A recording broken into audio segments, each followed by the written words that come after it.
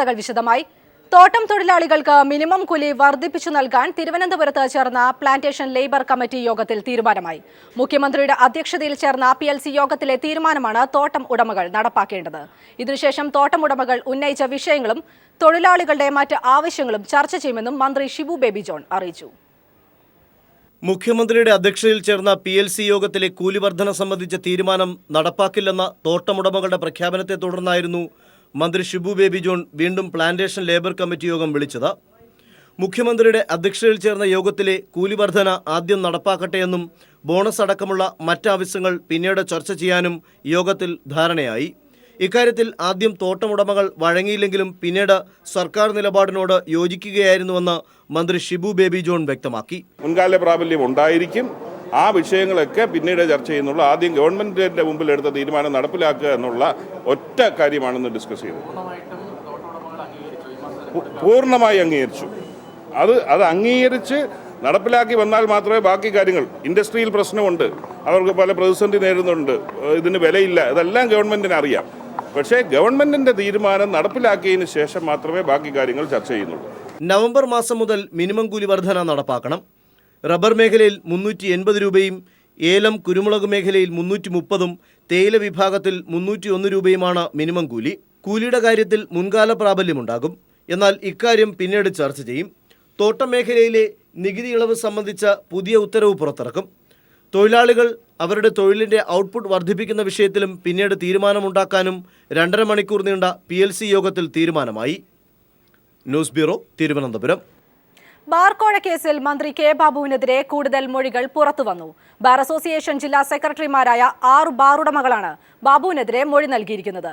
Bar licence fees കൂട്ടാതിരിക്കാൻ പണപ്പിരിവ് നടത്തിയെന്ന് 6 പേരുടെ മൊഴിയിൽ പറയുന്നു. മൊഴി പകർപ്പ് പീപ്പിൾ TV പുറത്തുവിട്ടു. ബാർ ലൈസൻസ് ഫീസ് കൂട്ടാതിരിക്കാൻ മന്ത്രി കെ ബാബുവിന് 10 കോടി രൂപ കോഴ നൽകിയെന്ന ബിജു രമേശിന്റെ ആരോപണത്തെ സാധൂകരിക്കുന്ന തരത്തിൽ 6 ബാർ ഉടമകൾ വിജിലൻസിന് മൊഴി നൽകിയിരുന്നു. ബാർ ഉടമകളുടെ അസോസിയേഷനായ KBHAയുടെ 6 ജില്ലകളിലെ സെക്രട്ടറിമാരാണ് മൊഴി നൽകിയിരുന്നത്. ലൈസൻസ് നിരക്ക് 30 ലക്ഷമായി കൂട്ടുന്നത് ഒഴിവാക്കാൻ പണപ്പിരിവ് നടത്തിയെന്നാണ് ഇവരുടെ മൊഴി. മൊഴിയുടെ പകർപ്പുകൾ പീപ്പിൾ TV പുറത്തുവിട്ടു. ഇടുക്കി ജില്ലാ സെക്രട്ടറിയും തൊടുപുഴയിലെ ബാറുടമയുമായ ദീപുവിന്റെ മൊഴി ശ്രദ്ധിക്കുക. 2013 ജനുവരിയിൽ KBHAയുടെ ജില്ലാ ഭാരവാഹികളുടെ യോഗം കൊച്ചിയിലെ ഓഫീസിൽ ചേർന്നു. സംസ്ഥാന പ്രസിഡന്റ് രാജ്കുമാർ ഉണ്ണി, സെക്രട്ടറി ധനേഷ് തുടങ്ങിയവർ പങ്കെടുത്തു. വരുന്ന സാമ്പത്തിക വർഷത്തിലേക്ക് ബാർ ലൈസൻസ് ഫീ 22 ലക്ഷത്തിൽ നിന്ന് 30 ലക്ഷമായി ഉയർത്താൻ എക്സൈസ് വകുപ്പ് മന്ത്രി കെ ബാബു തീരുമാനിച്ചെന്ന് രാജ്കുമാർ ഉണ്ണി യോഗത്തെ അറിയിച്ചു. ഇതൊഴിവാക്കാൻ എന്ത് ചെയ്യണമെന്ന് ആലോചിക്കാനും ആവശ്യപ്പെട്ടു. കോഴ നൽകാനായി 75,000 രൂപ വീതം ബാർ ഉടമകളിൽ നിന്ന് പിരിക്കാൻ തുടർന്ന് യോഗം തീരുമാനിച്ചു. ബാർ ലൈസൻസിന്റെ നിരക്ക് ഉയർത്തുന്നത് ഒഴിവാക്കാൻ പണം പിരിച്ചെന്ന് മറ്റ് 5 ബാർ ഉടമകളും മൊഴി നൽകിയിരുന്നു. തിരുവനന്തപുരം ജില്ലാ സെക്രട്ടറിയും സേവിയേഴ്സ് ബാർ ഉടമയുമായ കാർത്തികേയകുമാർ, പാലക്കാട് ജില്ലാ സെക്രട്ടറി സതീഷ്, കൊല്ലം ജില്ലാ ഭാരവാഹിയും പരവൂർ പടിപ്പുര ബാറിന്റെ ഉടമയുമായ ഷൈൻ, മലപ്പുറം ജില്ലാ സെക്രട്ടറി അനിൽ തുടങ്ങിയവരാണ് കോഴ പിരിച്ചതായി മൊഴി നൽകിയത്. തൃശൂരിലെ ബാറുടമ CD ജോഷി നൽകിയ മൊഴിയുടെ വിശദാംശങ്ങൾ നേരത്തെ പുറത്തു വന്നിരുന്നു. എന്നാൽ സുപ്രധാനമായ ഈ മൊഴികൾ വിജിലൻസ് പരിഗണിച്ചില്ല. ബാർ ലൈസൻസ് നിരക്ക് ഉയർത്താതിരിക്കാൻ കൈക്കൂലി നൽകിയെന്ന് 6 ബാറുടമകളാണ് വിജിലൻസിന് മൊഴി നൽകിയത്. 6 പേരും ബാറുടമകളുടെ സംഘടനയുടെ ജില്ലാ സെക്രട്ടറിമാർ. ശക്തമായ ഈ മൊഴികൾ അവഗണിച്ചുകൊണ്ടാണ് കെ ബാബുവിനെതിരായ കേസ് എഴുതിത്തള്ളിയത്. MR Sajesh, news bureau, Thiruvananthapuram.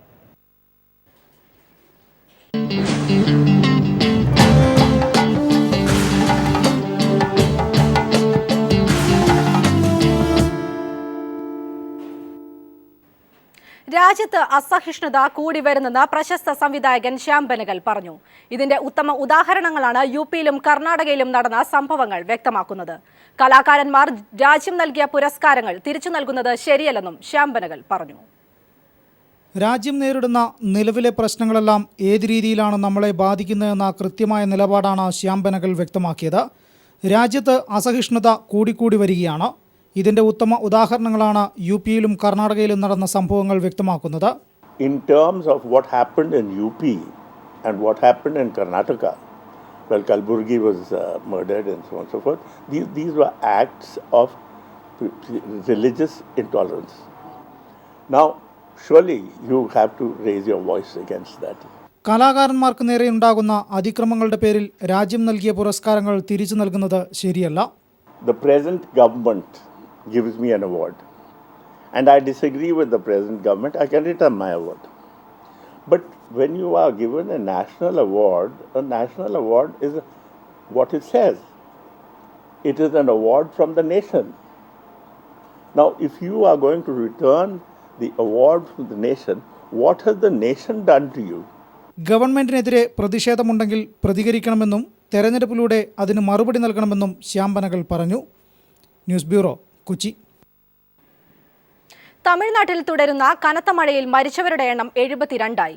ഇന്നലെ രാവിലെ മുതൽ ശക്തമായ മഴയിൽ കനത്ത നാശനഷ്ടങ്ങളാണ് റിപ്പോർട്ട് ചെയ്യുന്നത്. ചെന്നൈ നഗരം പൂർണ്ണമായി വെള്ളത്തിനടിയിലാണ്. രക്ഷാപ്രവർത്തനത്തിന് 11 കമ്പനി ദുരന്ത നിവാരണ സേനയെ വിന്യസിച്ചു. നാളുകൾ നീണ്ടുനിന്ന മഴയിടയ്ക്ക് ഒഴിഞ്ഞെങ്കിലും ബംഗാൾ ഉൾക്കടലിൽ രൂപപ്പെട്ട ന്യൂനമർദ്ദം മൂലം ഇന്നലെ രാവിലെ വീണ്ടും ശക്തമാവുകയായിരുന്നു. Chennai metro, suburban train, road ഗതാഗതം പൂർണ്ണമായി നിലച്ചു. നിരവധി വാഹനങ്ങൾ വെള്ളക്കെട്ടിൽ കുടുങ്ങി. അടയാർ നദി കരകവിഞ്ഞതാണ് നഗരം വെള്ളത്തിനടിയിലാകാൻ കാരണം. ചെന്നൈ, കടലൂർ, കാഞ്ചീപുരം, തിരുവള്ളൂർ, കാരക്കൽ അടക്കം 13 ജില്ലകളിൽ വിദ്യാഭ്യാസ സ്ഥാപനങ്ങൾക്കും പല കമ്പനികൾക്കും അവധി നൽകിയിട്ടുണ്ട്. തീരപ്രദേശങ്ങളിൽ നിന്നും ജനങ്ങളെ സുരക്ഷിത സ്ഥാനങ്ങളിലേക്ക് മാറ്റി. തിരുവനന്തപുരം ഗുവാഹത്തി എക്സ്പ്രസ് അടക്കം ചെന്നൈ വഴി കടന്നുപോകേണ്ട നിരവധി ട്രെയിനുകൾ കാട്പാടി റെഡിഗുണ്ട വഴി തിരിച്ചുവിട്ടു. 19 മണിക്കൂറിനുള്ളിൽ ചെന്നൈ നഗരത്തിൽ 27 സെന്റിമീറ്റർ മഴ പെയ്തു. വിവിധയിടങ്ങളിൽ എമർജൻസി ഹെൽപ്പ് ലൈനുകൾ തുറന്നിട്ടുണ്ട്. തിരക്കേറിയ താമ്പരം വെളാച്ചേരി ഹൈവേ വെള്ളത്തിനടിയിലാണ്. ബംഗളൂരു ദേശീയപാതയിൽ ശ്രീപെരുമ്പത്തൂരിലും വൻ ഗതാഗത കുരുക്കാണ് അനുഭവപ്പെടുന്നത്. കാഞ്ചീപുരം, തിരുവള്ളൂർ, പുതുച്ചേരി, കാരക്കൽ എന്നിവിടങ്ങളിലാണ് കനത്ത നാശനഷ്ടങ്ങൾ റിപ്പോർട്ട് ചെയ്തിരിക്കുന്നത്. അടുത്ത 24 മണിക്കൂറിൽ ചെന്നൈയിലും തമിഴ്നാട്ടിലെ വിവിധ ഭാഗങ്ങളിലും കനത്ത മഴയും കാറ്റും ഉണ്ടാകുമെന്ന് മുന്നറിയിപ്പുണ്ട്. News desk.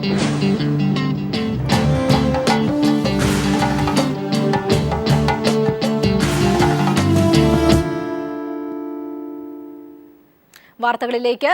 പാരീസ് ഭീകരാക്രമണത്തിന് ഫ്രാൻസിന്റെ തിരിച്ചടി. സിറിയയിലെ IS ശക്തി കേന്ദ്രങ്ങളിൽ വ്യോമാക്രമണം നടത്തിയാണ് ഫ്രാൻസ് തിരിച്ചടിച്ചത്. അതേസമയം ആക്രമണത്തിന്റെ പിന്നിൽ പ്രവർത്തിച്ചുവെന്ന് കരുതുന്ന ഫ്രഞ്ച് പൗരന്റെ രേഖാചിത്രം പുറത്തുവിട്ടു. സലാഹ് അബ്ദുസലാം എന്ന 26-കാരനായ ഫ്രഞ്ചുകാരന്റെ ചിത്രമാണ് അന്വേഷണ ഏജൻസികൾ പുറത്തുവിട്ടത്. ആക്രമണവുമായി ബന്ധമുള്ള 3 സഹോദരന്മാരിൽ ഒരാൾ ഇയാളാണെന്നാണ് പോലീസ് ഭാഷ്യം.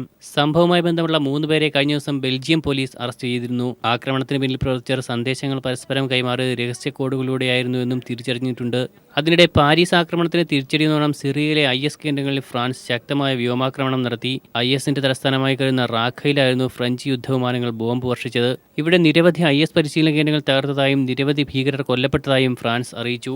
വരും ദിവസങ്ങളിലും മേഖലയിൽ വ്യോമാക്രമണം ശക്തമാക്കാനാണ് ഫ്രാൻസിന്റെ തീരുമാനം. International desk.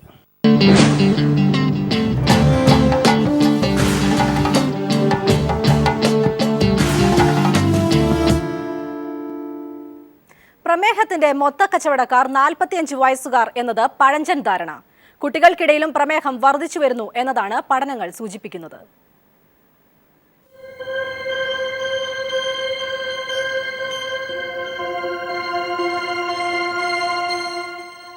കേരളത്തിൽ സ്കൂൾ കുട്ടികൾക്കിടയിൽ പ്രമേഹ രോഗികൾ വർദ്ധിക്കുന്നു.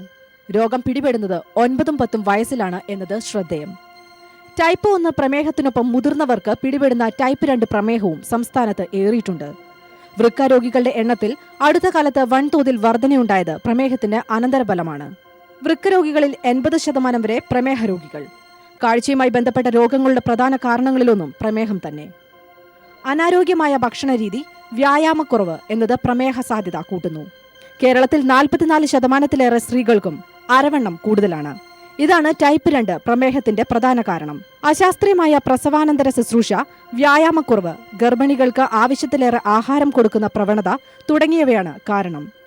ജീവിതശൈലിയിലുണ്ടായ മാറ്റമാണ് ഇത്തരം രോഗങ്ങൾ പെരുകാൻ കാരണം. രോഗം വന്ന് ചികിത്സിക്കുന്നതിനേക്കാൾ നന്ന് രോഗം വരാതെ ശ്രദ്ധിക്കുക തന്നെ.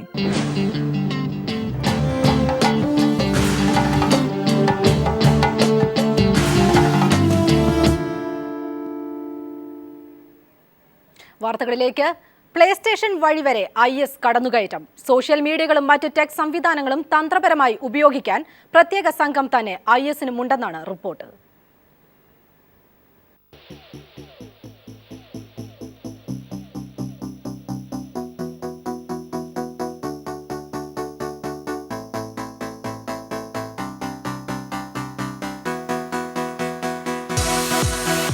സാങ്കേതിക വിദ്യയുടെ കാര്യത്തിൽ IS ഭീകരർ ഒട്ടും പിന്നിലല്ല.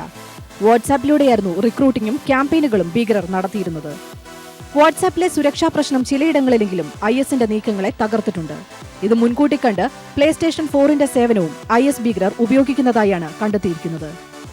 കൂടുതൽ യൂറോപ്യൻ നഗരങ്ങളിൽ ആക്രമണം നടത്താൻ IS ആസൂത്രണം ചെയ്യുന്നത് സോണിയുടെ പ്ലേസ്റ്റേഷൻ 4 നെറ്റ്വർക്ക് വഴിയാണ്.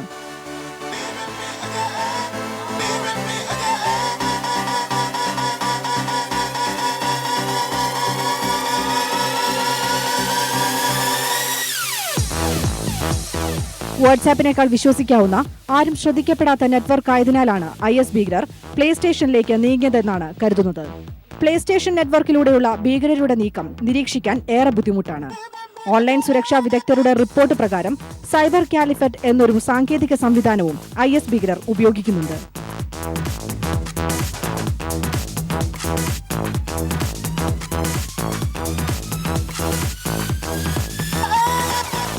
കൂടുതൽ ഇടങ്ങളിൽ ആക്രമിക്കാനായി ഭീകരർ തമ്മിൽ ആശയവിനിമയം നടത്തുന്നതിനായി പ്രത്യേകം സോഫ്റ്റ്വെയർ തന്നെ ഇവർ വികസിപ്പിച്ചിട്ടുണ്ട്. News desk.